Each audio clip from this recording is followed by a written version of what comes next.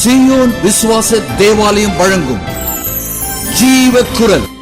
போதகர் விக்டர் ஞானராஜ் பல்லாண்டுகள் பீபா வானொலி மூலம் தேவ செய்தியினை வழங்கியுள்ளார்.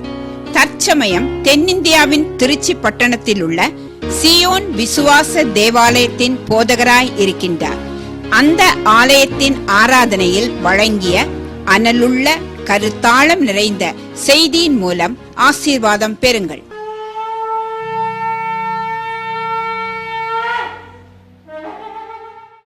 1 கொரிந்தியர் 4ஆம் அதிகாரம் 5ஆம் வசனம்.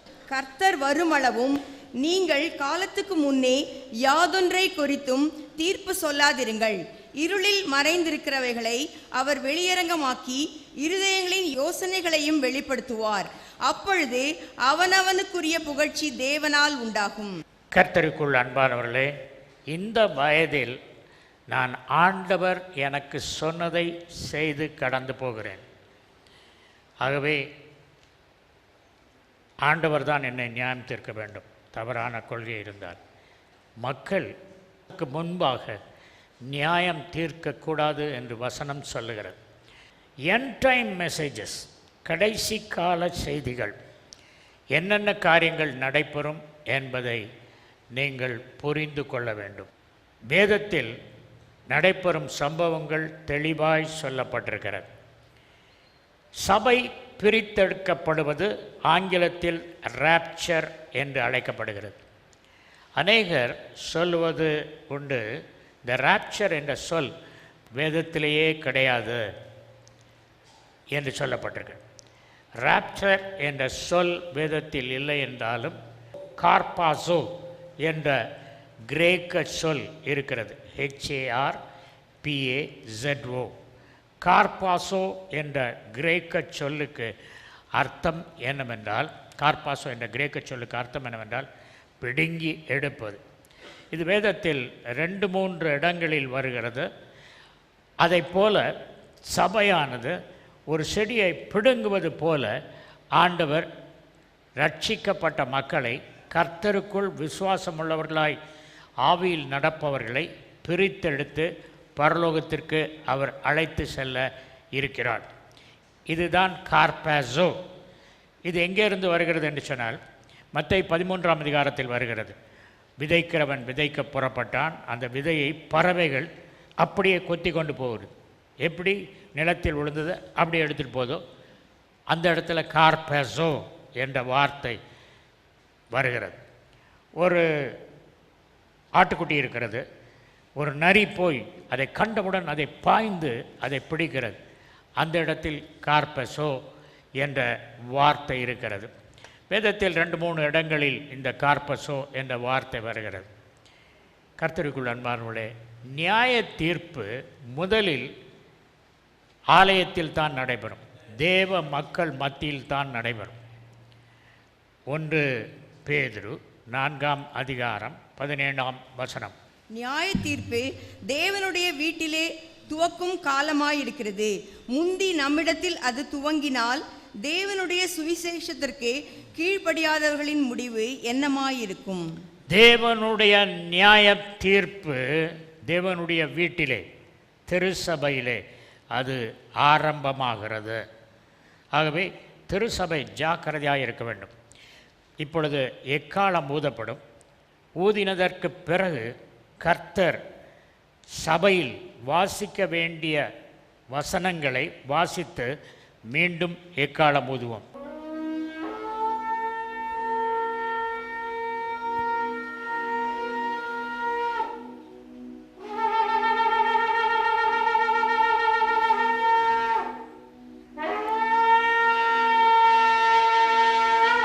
இந்த வசனத்தின் அடிப்படையில் நம்மை சோதித்து பார்க்க வேண்டும்.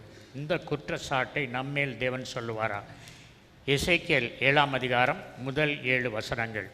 பின்னும் கர்த்தருடைய வார்த்தை எனக்கு உண்டாகி, அவர் மனுபுத்திரனே, இஸ்ரவேல் தேசத்தை குறித்து கர்த்தராகிய ஆண்டவர் சொல்லுகிறது என்னவென்றால், முடிவு வருகிறது. தேசத்தின் 4 முனைகளில் மேலும் முடிவு வருகிறது. இப்பொழுதே உன்மேல் முடிவு வருகிறது. நான் என் கோபத்தை உன்மேல் வருவித்து உன் வழிகளுக்கு தக்கதாக உன்னை நியாயம் தீர்த்து உன் எல்லா அருவருப்புகளின் பலனையும் உன்மேல் வரப்பண்ணுவேன். என் கண் உன்னை தப்பவிடாது. நான் இறங்காமல் உன் வழிகளுக்கு தக்கதை உன்மேல் வரப்பண்ணுவேன். உன் அருவருப்புகளுக்கு தக்கது உன் அடுவில் வந்திருக்கும். அப்பொழுது நான் கர்த்தர் என்று அறிந்து கொள்வீர்கள். எரேமியா 25 முதல் 7 வசனம். யோசியாவின் குமாரனாகிய யோயாக்கீம் என்கிற யூதாவுடைய ராஜாவின் 4ஆம் வருஷத்துக்கு சரியான பாபிலோன் ராஜாவாகிய நெபுகத்நேச்சார் அரசாண்ட 1ஆம் வருஷத்திலே யூதாவின் ஜனம் அனைத்தையும் குறித்து எரேமியாவுக்கு உண்டான வார்த்தை. அதை தீர்க்கதரிசியாகிய எரேமியா யூதாவின் ஜனம் அனைத்துக்கும் எருசலேமின் குடிகள் எல்லாருக்கும் அறிவிக்கிறதற்காக அவர்களை நோக்கி, ஆமோனின் குமாரனாகிய யோசியாவின் 13ஆம் வருஷம் துவக்கி இந்நாள் மட்டும் சென்ற இந்த 23 வருஷமாக கர்த்தருடைய வார்த்தை எனக்கு உண்டாயிற்று. அதை நான் உங்களுக்கு ஏற்கனவே சொல்லி கொண்டு வந்தும் நீங்கள் கேளாமல் போனீர்கள். கர்த்தர் உங்களிடத்திற்கு தீர்க்கதரிசிகளாகிய தம்முடைய சகல ஊழியக்காரரையும் ஏற்கனவே அனுப்பி கொண்டே இருந்தும் நீங்கள் கேளாமலும் கேட்கும்படிக்கு உங்கள் செவிகளை சாயாமலும் போனீர்கள். அவர்களை கொண்டு அவர் உங்களில் அவனவன் தன் பொல்லாத வழியையும் உங்கள் கிரியைகளின் பொல்லாப்பையும் விட்டு திரும்பி கர்த்தர் உங்களுக்கும் உங்கள் பிதாக்களுக்கும் கொடுத்த தேசத்திலே சதா காலமும் குடியிருந்து அந்நிய தேவர்களை பின்பற்றாமலும் அவைகளுக்கு ஆராதனை செய்யாமலும் அவைகளை பணியாமலும் இருந்து நான் உங்களுக்கு தீமை செய்யாதபடிக்கு உங்கள் கைகளின் செய்கைகளால் எனக்கு கோபம் உண்டாக்காமலும் இருங்கள் என்று சொல்லி அனுப்பினேன். நீங்களோ உங்களுக்கு தீமையாக உங்கள் கைகளின் செய்கைகளாலே எனக்கு கோபம் ஊட்டும்படிக்கு என் சொல்லை கேளாமல் போனீர்கள் என்று கர்த்தர் சொல்லுகிறார் என்றான். எசேக்கியேல் 30ஆம் அதிகாரம் 2ஆம் 3ஆம் வசனம். மனுபுத்திரனே, நீ தீர்க்க தரிசனம் சொல்லு. கர்த்தராகிய ஆண்டவர் சொல்லுகிறது என்னவென்றால், ஐயோ, ஆபத்து நாள் வருகிறதென்று அலறுங்கள். நாள் சமீபமாயிருக்கிறது. ஆம், கர்த்தருடைய நாள் சமீபமாயிருக்கிறது. அது மந்தாரமான நாள். அது புறஜாதிகளுக்கு வரும் காலம். ஆமோஸ் தீர்க்க தரிசன புத்தகம் 3ஆம் அதிகாரம் 6ஆம் 7ஆம் 8ஆம் வசனம். ஊரில் எக்காலம் ஊதினால் ஜனங்கள் கலங்காதிருப்பார்களோ? கர்த்தருடைய செயல் இல்லாமல் ஊரில் தீங்கு உண்டாகுமோ? கர்த்தராகிய ஆண்டவர் தீர்க்கதரிசிகளாகிய தம்முடைய ஊழியக்காரருக்கு தமது இரகசியத்தை வெளிப்படுத்தாமல் ஒரு காரியத்தையும் செய்யார். சிங்கம் கர்ச்சிக்கிறது, யார் பயப்படாதிருப்பான்? கர்த்தராகிய ஆண்டவர் பேசுகிறார், யார் தீர்க்கதரிசனம் சொல்லாதிருப்பான்? சிங்கம் கர்ஜிக்கிறது, யார் பயப்படாமல் இருப்பார்? சிங்கம் நியாய தீர்ப்பை குறிக்கிறது, இயேசு கிறிஸ்துவை குறிக்கிறது. நம்முடைய ஆலயத்தில் ஆண்டவர் சொன்னார், எனக்கு காட்டினார். 2 வாரங்களுக்கு முன்பு சிங்கம் கர்ஜிக்கப் போகிறது. அது இங்கே வரக்கூடிய ஊழியக்காரர் மூலமாக அந்த கர்ஜனை வருகிறது. எங்கள் டீமில் உள்ள எல்லாரும் அடிக்கடி அந்த சிங்க கர்ஜனைக்குள் வருகிறார்கள். ஆண்டவர் பல வேத பாத்திரங்களை அனுப்பினார். ஆண்டவர் மல்கியா அவரோடு கூட நான் பேசும் வாய்ப்பினை பெற்றேன். மல்கியா ஒரு லெட்ஜர், அக்கவுண்டிங் லெட்ஜர் வைத்துக்கொண்டு எழுதி கொண்டிருக்கிறார். அவரிடத்தில் நான் பேசிய பொழுது நிறையா பேசியது, சில காரியங்களை மாத்திரம் சொல்லுகிறேன். 100 ரூபாய் சம்பாதித்தவர்கள் 10 ரூபாய் கொடுப்பதிலே கஷ்டப்படுவதில்லை. 1000 ரூபாய் சம்பாதிக்கிறவர்கள் 100 ரூபாய் கொடுக்கிறதிலே கஷ்டப்படுவதில்லை. அதே நேரத்தில் அவர்களுக்கு எதிர்பாராமல் 1 லட்சம் ரூபாய் வந்துவிட்டதென்றால் அதில் 10,000 கொடுப்பதற்கு கஷ்டப்படுகிறார்கள். ஹெவனில் தெர் இஸ் எ ரெக்கார்ட். கர்த்தர் எதையெல்லாம் கொடுத்தார், கர்த்தருக்கு நீ என்ன செய்தாய்? தசமப்பாக பணம் மாத்திரமல்ல, கர்த்தருக்கு என்ன ஊழியம் செய்தாய் என்பது கேட்கப்படும். கர்த்தருக்குள் அன்பானவர்களே, நாம் கர்த்தராக இயேசு கிறிஸ்துவை சொந்த இரட்சகராக ஏற்றுக்கொண்டோம். ஓகே, பரலோகத்துக்கு கட்டாயம் போவோம். ஆனால் ரட்சிப்பை இழக்க முடியுமா? ரட்சிப்பு ஒரு தடவை அடைந்தால் நித்தியமான ரட்சிப்பா என்ற கேள்வி எழுகிறது. ரட்சிப்பு என்பது ஒரு ஈவு. எனக்கு யாராவது ஒரு பேனா கிஃப்ட் கொடுத்தால் அது எனக்கு சொந்தம். ஆனால் இந்த கிஃப்டை நான் வேண்டான்னு தூர எறிஞ்சிட்டேன்னா அது என்னை விட்டு போய்விடும். அதை போல ரட்சிக்கப்பட்டவர்கள் தங்கள் ரட்சிப்பு தனக்கு வேண்டாம், நான் பாவத்தைத்தான் ருசிக்க விரும்புகிறேன் என்று சொல்லி கர்த்தரை மறுதலிப்பார்கள் என்றால் அவர்கள் ரட்சிப்பை இழந்து போவார்கள் என்பது என்னுடைய கொள்கை. இதைத்தான் மத்தேயு 7ஆம் அதிகாரத்தில் உம்முடைய நாமத்தினால் தீர்க்க தரிசனம் உரைத்தோம், பிசாசுகளை துரத்தினோம், அப்படி இப்படின்னு அற்புதங்களை செய்தோம் என்று மக்கள் சொல்லுகிறார்கள். அவர் அக்கிரம செய்கைக்காரரே உங்களை நான் அறியேன் என்று சொல்லிவிடுகிறார். That is the basis. ஆகவே ரட்சிப்பை, கிறிஸ்துவை மறுதலிக்கிறவர்கள் நிறைய பேர் என்னுடைய வாழ்க்கையில் ஊழியக்காரர்கள் பார்த்துருக்கிறேன். மறுதலித்து அவர்கள் உலகத்துக்குள் போய்விட்டார்கள், பாவத்துக்குள் சிக்கி கொண்டார்கள். அப்படிப்பட்டவர்கள் ரட்சிப்பை இழப்பார்கள் என்பது என்னுடைய டாக்ட்ரின். அதுக்கப்புறம் இறையியலிலே ராப்சர் எப்பொழுது வரும் என்று, சபை பிரித்தெடுக்கிறது எப்பொழுது வரும் என்று சொல்லி அடிக்கடி கேட்பார். இதற்கு இறையியலில் 3 கொள்கை இருக்கிறது. ஒன்று, உபத்திரவ காலம் வருவதற்கு முன்பு சபை பிரித்தெடுக்கப்படும். உபத்திரவ காலம் 7 வருடங்கள். அந்த 7 வருடங்களில் பாதி 3.5 வருடத்தில் சபை பிரித்தெடுக்கப்படும் என்பது மிட் ட்ரிபுலேஷன் ராப்சர் என்னும் கொள்கை. இன்னொரு குறைந்த கூட்டத்தார் 7 வருடம் கழித்து சபை பிரித்தெடுக்கப்படும், நாம் உபத்திரவ காலத்திலும் மகா உபத்திரவ காலத்திலும் கடந்து செல்வோம் என்று விசுவாசிப்பார்கள். போஸ்ட் ட்ரிபுலேஷன் ராப்சர் என்றது இந்த கொள்கை. இந்த 3 கொள்கைகளில் எந்த கொள்கை சரி என்று என்னிடத்தில் அநேகர் கேட்பார்கள். இறையியலில் 2 சப்ஜெக்ட் இருக்குது. ஒன்று எஸ்கட்டாலஜி. இந்த எஸ்கட்டாலஜி சப்ஜெக்ட் என்று சொன்னால் அப்போகலிப்டிக் லிட்ரேச்சர். அப்போகலிப்சிஸ் என்று கிரேக்கத்தில் சொன்னால் திரை விளக்கம் என்று அர்த்தம். நீங்கள் நாடகம் பார்க்க போகிறீர்கள், திரைக்கு பின்னால் நடிகர்கள் எல்லாம் ஆயத்தமாக இருக்கிறார்கள், மணி அடிக்கும் பொழுது திரை விலகும். அதற்கு பேர் தான் கிரேக்கத்தில் சொல்ல வேண்டுமென்றால் அப்போகலிப்சிஸ். அதாவது வெளிப்படையாக மறைந்திருக்கும் சத்தியங்களை வெளிப்படுத்துவது. வேதம் மறைந்திருக்கும் சத்தியத்தை வெளிப்படுத்துவதற்கு வெளிப்படுத்தின விசேஷம் என்ற ஒரு நூல் கடைசியில் வைக்கப்பட்டிருக்கிறது.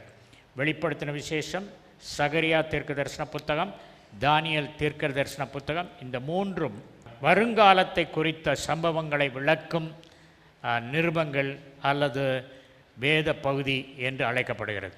இந்த 3 புத்தகங்களை பற்றி வசனமாக நான் பைபிள் ஸ்டடி எடுத்திருக்கிறேன். அது சிடியில் அவைலபிளாக இருக்கிறது. நீங்கள் படித்து ஆழமாய் படிக்க வேண்டும் என்று சொன்னால் சகரியா, தானியேலின் தரிசனத்தின் விளக்கங்கள், சகரியா தரிசனத்தின் விளக்கங்கள், வெளிப்படுத்தின விசேஷத்தை 27 மணி நேரம் வசனமாக விளக்கி இருக்கிறது. Once more let's hear the trumpet.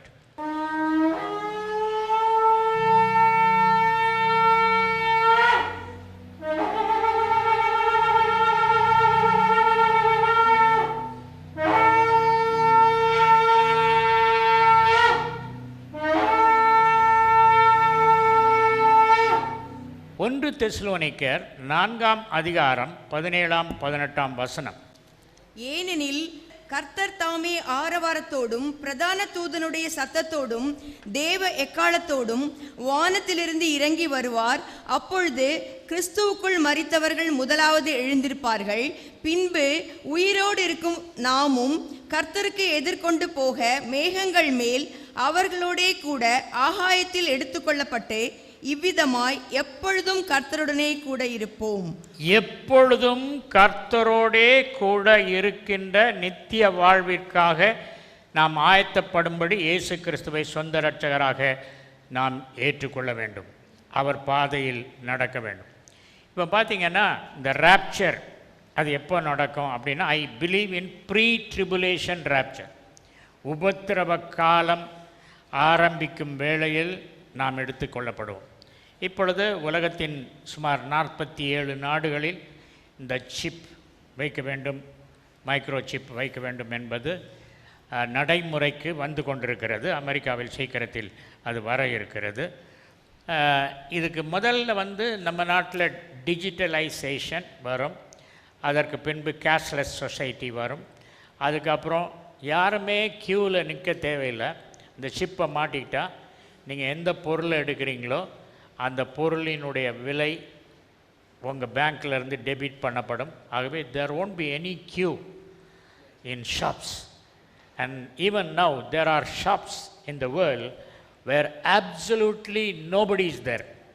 அவங்களுக்கு ஸ்மார்ட் கார்டு கொடுத்துருக்காங்க. அந்த கார்டை ஸ்வைப் பண்ணிட்டு போயிட்டா அவங்க என்னெல்லாம் வாங்கியிருக்காங்களோ அது இதாயிரும். Absolutely no person to collect money, no person to watch, you can't steal anything. எதையும் திருட முடியாது. அப்படி ஷாப்ஸ் எல்லாம் வர ஆரம்பிச்சிச்சு. அதனால் இயந்திரங்கள் மனிதனுடைய வேலையை பகிர்ந்து கொள்ள ஆரம்பிக்கிறதுனாலே ஆள்கள் செய்த வேலையை இயந்திரங்கள் கம்ப்யூட்டர்ஸ் செய்ய ஆரம்பித்ததுனாலே இந்த வேலை தட்டுப்பாடு இருக்கிறது. ஆகவே இந்த சிப் வைக்க வேண்டும் என்ற நிர்பந்தம் வரும். இந்த சிப்பை நம்ம வைக்கணுமானா அநேகருக்கு பயம். அது கையில் அல்லது நெத்தியில் வைக்கப்படும் என்று எத்தனையோ 1000 வருடங்களுக்கு முன்பு வேதத்தில் எழுதப்பட்டது இப்பொழுது நடக்குது. விளங்குதா? Radio frequency identification. அந்த ஐடென்டிஃபிகேஷன் நமக்கு வைக்கணுமானா நிறைய பேருக்கு இது வைக்கணும்னு சொன்னால் நம்ம வச்சுக்கிறதா அல்லது வேண்டான்னு சொல்கிறதா? வேண்டான்னு சொல்கிறவன் பரலோகம் போவான், அதை வச்சுக்கிறவன் நரகத்துக்கு போவான் அப்படின்னு தெளிவாக பைபிள் சொல்லுது. அதனால் நிறைய பேருக்கு பயம், எல்லாம் வச்சு தான் ஆகணும். அது வைக்கலைன்னா வாங்கவும் முடியாது, விற்கவும் முடியாது. We can't sell anything, we can't purchase anything. அப்படிங்கிற ஒரு நிலை வரும்போது என்ன செய்கிறது? மறுதளித்து வச்சுக்கலாமா, கர்த்தாவை மன்னிங்கன்னு சொல்லி வச்சுக்கலாமா அப்படின்னு ஒரு கேள்வி. இதே எல்லாரும் கேட்குறாங்க.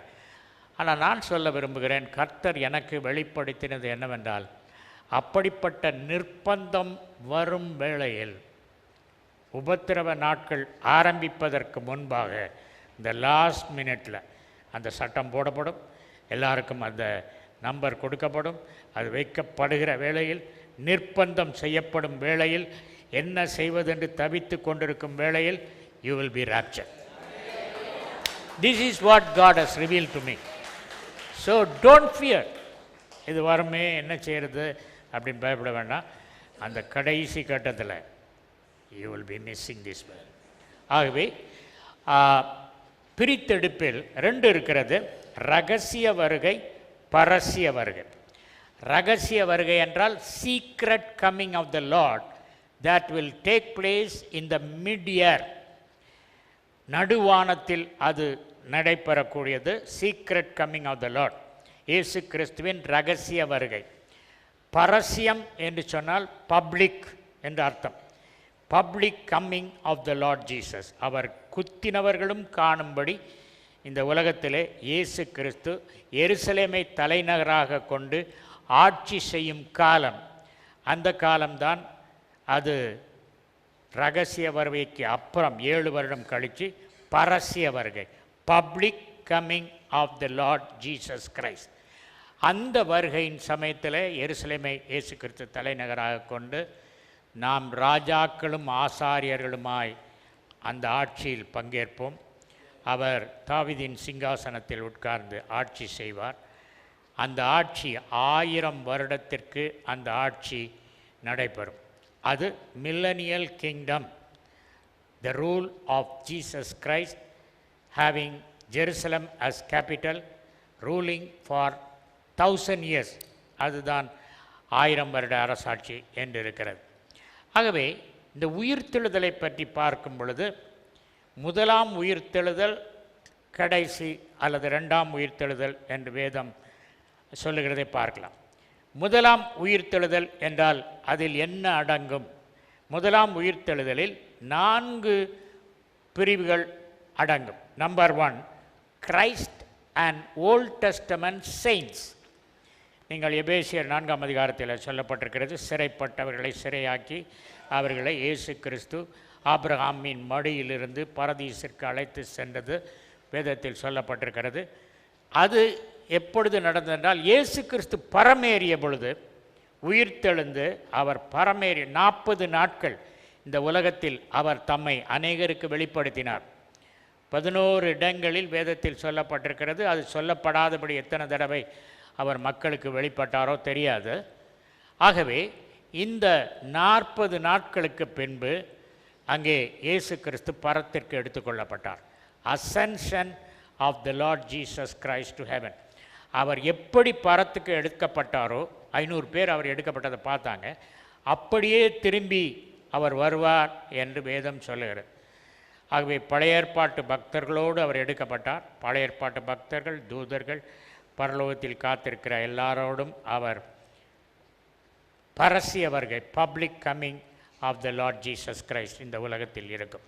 இப்போ ரிசரக்ஷனை பற்றி பார்க்கும்போது, Christ resurrection and the resurrection of Old Testament saint. கிபி 30ஆம் ஆண்டிலே கிறிஸ்து உயிர்த்தெழுந்தார். அவரோடு கூட பழைய ஏற்பாட்டு பக்தர்கள், ஆபிரகாம் மடியில் இருந்தவர்கள் உயிர்த்தெழுந்தார்கள். இதுக்கு அடுத்தபடியான உயிர்த்தெழுதல் தான் நம்முடைய உயிர்த்தெழுதல். இயேசு கிறிஸ்துவின் அந்த இரகசிய வருகை உலக சரித்திரத்தில் நடைபெறும் அடுத்த மாபெரும் சம்பவம்.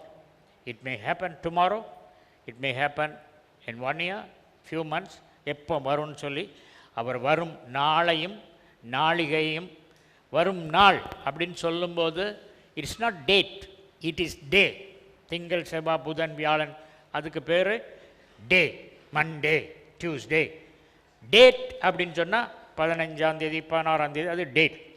அவர் வரும் நாளிகை, the time of is coming and the day of is coming. மண்டேயா டியூஸ்டேயான்னு சொல்ல முடியாது. It's not referring to the date but day. கிழமைகளை குறிக்கிறதாக அது இருக்கிறது. அப்புறம் அந்த நம்முடைய உயிர்த்தெழுதல், உயிரோடு இருக்கிற நாம் மறுரூபம் ஆவோம். இப்பொழுது நோய் உள்ள சரீரம் இருக்கிறது. சைக்கிகான் சோமா என்று நம்முடைய இந்த சரீரத்தை கிரேக்கத்திலே சைக்கிகான் சோமா என்று அழைப்பார்கள். மூளை வேலை செய்கிறது, சைக்காலஜி, சைக்கிக், மூளை வேலை செய்கிற, மூளையினால் இயக்கப்படும், பெரும்பாலும் இயக்கப்படும் சரீரம். இந்த சரீரம் நிறைய பேர் மரித்து கல்லறையில் இருக்கிறார்கள். நம்முடைய முன்னோர்கள்லாம் இருக்காங்க. அப்போ அந்த கல்லறைகளெல்லாம் வெடிக்கும். கல்லறையில் இருக்கிற மக்கள் நியூமெட்டிகான் சோமா என்ற ஒரு ஆவியின் சரீரத்தில் அவர்கள் எழுந்திருப்பார்கள். அவருடைய எலும்புகளெல்லாம் போயிருக்கும். ஆனால் ஆண்டவர் எசேக்கியேல் 37ஆம் அதிகாரத்தில் உலர்ந்த எலும்புகளின் பள்ளத்தாக்கில் அந்த எலும்புகளெல்லாம் இணைத்து சுமார் 206, சம் பீப்புள் ஹவ் 208, ஒரு சரீரத்தில் 206லேருந்து 8 வரைக்கும் எலும்புகள் இருக்கும். அந்த எலும்பு அந்த ஒன்றோடொன்று மாறாமல் ஒன்றாய் சேர்ந்தது. அந்த எலும்புகள், அதற்கு தசை போர்த்தப்பட்டது, நரம்புகள் வைக்கப்பட்டது, அது இயங்க ஆரம்பித்தது. அதுக்கப்புறம் அது சோல்ஜர்ஸ் போல் எழும்பினாங்க. இந்த அற்புதத்தை செய்த தேவன் நமக்கு முன்பாக நம் முன்னோர்கள் மரித்தவர்கள், கல்லறையில் இருக்கிறவர்கள், அவர்கள் எழுந்திருப்பார்கள். அதே நேரத்தில் இந்த சைக்கிகான் சோமா, இந்த சரீரம், நோயுள்ள சரீரம், பலவீனமான சரீரம், இத்தனை வயது என்று சொல்கிற சரீரம் மாறி நியூமெட்டிகான் சோமா, நியூமா என்று சொன்னால் அது ஆவியானவரை குறிக்கும். ஆகவே ஆவியின் சரீரமாக மாற்றப்படுவோம். அந்த ஆவியின் சரீரத்திற்கு இரத்தம் கிடையாது. ஏன்னா இயேசு கிறிஸ்து உயிர்த்தெழும் பொழுது சொல்கிறாரு, எனக்கு எலும்புகளும் இது சதையாக இருக்குது, இரத்தம் இல்லாத ஒரு சரீரம் என்று அது சொல்லப்படுகிறதை பார்க்கிறோம். ஆகவே அந்த இயேசு கிறிஸ்து பரத்துக்கு ஏறினது 2000 வருடங்களுக்கு முன்பு. அதுக்கு அடுத்தது கிறிஸ்துவின் உயிர்த்தெழுதல், நம்மை உயிர்ப்பிக்க செய்தல். கிறிஸ்துவுக்குள் மரித்தவர்களையும் உயிரோடு இருக்கும் நம்மையும் உயிர்ப்பிக்கிற அந்த அனுபவம், அதுதான் 2ஆம் வருகை, செகண்ட் ரிசரக்ஷன். அதுக்கப்புறம் கொடுந்துன்ப நாட்கள் நடக்கும், உபத்திரவ காலம் நடக்கும். உபத்திரவ காலம் 7 வருடம். அந்த உபத்திர காலம் 7 வருடத்தில் முதல் 3.5 வருடம் அந்தி கிறிஸ்து உலகத்தில் தன்னை ஒரு சமாதான பிரபுவாய் அவன் தன்னை காட்டிக்கொள்வான். 2 சாட்சிகள் எருசலேமின் தெருக்களிலே மரித்து கிடப்பார்கள். It is mentioned in Revelation chapter 11. என்னுடைய 2 சாட்சிகளும் ரெட்டு வஸ்திரம் உடுத்தி கொண்டிருக்கிறவர்களாய் 1260 நாளளவும் தீர்க்க தரிசனம் சொல்லும்படி அவர்களுக்கு அதிகாரம் கொடுப்பேன். 1260 நாள் பிப்ளிக்கல் கால்குலேஷன் படி 3.5 இயர்ஸ். நம்முடைய ஆண்டு காலம் 365 நாட்கள். ஆனால் biblical year has got only 360 days. 360 நாட்கள் தான் வேத ஆண்டு. அதில் அந்த கணக்கில் தான் அது சொல்லப்பட்டிருக்கிறது. ஆகவே இந்த 2 சாட்சிகளும் 3 வருடம் 1760 நாட்கள் அவர்கள் சாட்சி சொல்வார்கள். அதற்கு பின்பு அவர்கள் கொலை செய்யப்படுவார்கள். அவர்களுடைய சரீரம் எருசலேமில் இருக்கும். உலகத்தில் உள்ளவர்கள் எல்லாரும் அந்த சரீரத்தை பார்ப்பார்கள் என்று சொல்லப்படுது. நான் ஆரம்ப காலத்தில் டிவி எல்லாம் பாப்புலர் ஆகாத காலத்தில் நான் யோசிப்பேன், எப்படி உலகத்தில் உள்ளவங்களாம் இதை பார்ப்பாங்க, எருசலேம் தெருவில் இருக்குது அப்படின்னு. இப்போ புரியுது. நீங்கள் பார்த்தீங்கன்னா டெலிவிஷனுக்கு உலகம் பூரா கவர் பண்ணுறதுக்கு ஏற்ற இடம் ஜெருசலேம். அதனால தான் ஏஞ்சல் டிவி ஜெருசலேமில் இருக்குது. காட் டிவி, எல்லா மேஜர் டிவி ஸ்டேஷன், டே ஸ்டார் எல்லாமே ஜெருசலேமில் தான் இருக்குது. Jerusalem is only strategic location to cover the entire world by ways of television, தொலைக்காட்சியின் மூலமாக. ஆகவே அங்கே இருந்து எல்லா ஸ்டேஷனும் அங்கே இருக்கிறதுனால they will shoot the program, the whole world will see those who are there. கர்த்தருக்கு நாம் செய்யும் காரியம் எல்லாம் தெரியும். நாம் உட்கார்ந்ததும் தெரியும். ஆலயத்துக்கு எப்பொழுது வந்தீர்கள், எப்பொழுது உட்கார்ந்தீர்கள் தெரியும். எழுந்திருக்குதலும் அவருக்கு தெரியும். அவருக்கு தெரியாமல் நீங்கள் ஒரு காரியத்தையும் உலகத்தில் செய்ய முடியாது. ஆகவே கர்த்தர் தமக்கு பிரியமானவர்களை அவர் ரட்சித்து, அவரை ஏற்றுக்கொண்டவர்களை ரட்சித்திருக்கிறார். 2 வசனத்தை இதன் அடிப்படையில் வாசிக்க விரும்புகிறேன். 2 வசனங்கள். 2 தீமோத்தேயு 2ஆம் அதிகாரம் 19ஆம் வசனம். ஆகிலும் தேவனுடைய உறுதியான அஸ்திபாரம் நிலைத்திருக்கிறது. கர்த்தர் தம்முடையவர்களை அறிவார் என்பதும், கிறிஸ்துவின் நாமத்தை சொல்லுகிற எவனும் அநியாயத்தை விட்டு விலக கடவன் என்பதும் அதற்கு முத்திரையாயிருக்கிறது. கிறிஸ்துவின் நாமத்தை சொல்லுகிற எவனும் அநியாயத்தை விட்டு விலக கடவன். இந்த உலகத்தில் அநியாயம் செய்தால் பிழைச்சிக்கலாம் நிறைய பேர் நினைக்கிறாங்க. ஆனால் அநியாயம் செய்கிறவர்கள் பிழைக்க முடியாது. கர்த்தர் இருக்கிறார். அடுத்தது கலாத்தியர் 5ஆம் அதிகாரம் 24ஆம் 25ஆம் வசனம். கிறிஸ்துவனுடையவர்கள் தங்கள் மாம்சத்தையும் அதன் ஆசை இச்சைகளையும் சிலுவையில் அறைந்திருக்கிறார்கள். நாம் ஆவியினாலே பிழைத்திருந்தால் ஆவிக்கேற்றபடி நடக்கவும் கடவோம். ஆவியினால் பிழைத்திருந்தால் ஆவிக்கேற்றபடி நடப்போம். 2 விதமான வாழ்க்கை. ஒன்று, மூளை நமக்கு கட்டளையிடும்படி வாழ்வது, மாம்சத்திற்குரிய கிரியைகளை செய்வது. அடுத்தபடியாக வேதம் சொல்லுவதுபடி வாழ்வது, living the Bible in our life. வேதத்தை வாசித்து வேதத்தின்படி வாழ்க்கை நடத்துவது. நான் உயிர்த்தெழுதலை பற்றி சொல்லிக் கொண்டிருந்தேன், வரிசைப்படுத்துகிறேன். முதலாவது, கிறிஸ்துவும் அந்த பரிசுத்தவான்களும் எழுந்திருப்பார்கள். அதுக்கப்புறம் நாம் எழுந்திருப்போம், மரித்தவர்கள் எழுந்திருப்பார்கள். ஜெப உதவிக்கு தொடர்பு கொள்ள வேண்டிய மொபைல் எண் 919451009444. போதகர் விக்டர் ஞானராஜ் அவர்களின் ஆழமான வேத ஆராய்ச்சி விளக்கங்கள் MP3யிலும் DVD ப்ளூரேக்களிலும் கிடைக்கும். எங்கள் முகவரி ஜீவக்குரல் 18/32 மங்கம்மாள் சாலை, KK நகர் அஞ்சல், திருச்சி 620021, தமிழ்நாடு, இந்தியா.